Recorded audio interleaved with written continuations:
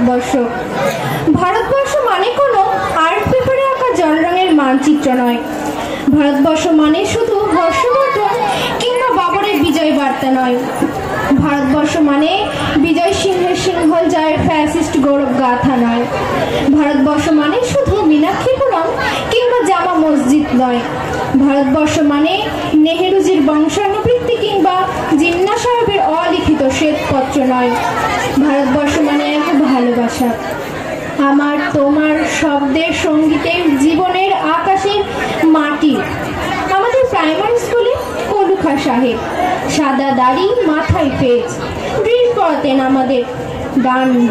ডান বা সস্নেহে সতর্ক করতেন, বাবা সকল পার হাত মিলিয়ে মিলিয়ে ফেলো। কলুখা সাহেবের গোড়ের মাটিতে আজ ফেরেস্তার হাসি ভারতবর্ষের চেরাগ হয়ে জ্বলছে। বচ্চুমিয়ার হাতের কর্ণিকে শিব মন্দিরে গায়ে কত ফুল কাটা, আর তার জোগাড়ে হয়ে মশলা মাখছে কিষান বাউরি। নিয়ামত শেখ আর গোকুল মাহাতো এক পাটাতনে ধান ঝাড়ে।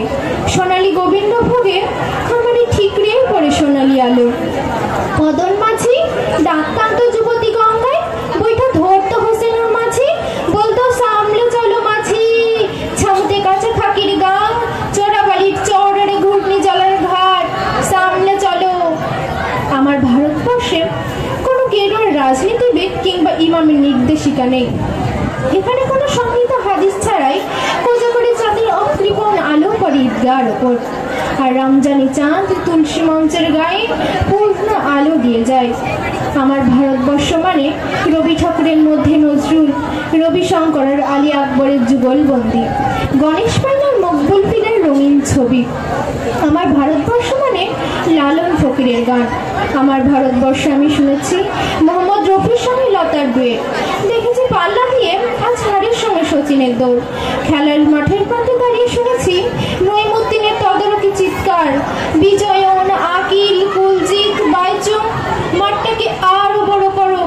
ভারতবর্ষের মাঠ দিন দিন ছোট হয়ে যাচ্ছে, মাঠটাকে আরো বড় করা দরকার, আরো অনেক অনেক বড়, আরো অনেক অনেক বড়। নমস্কার।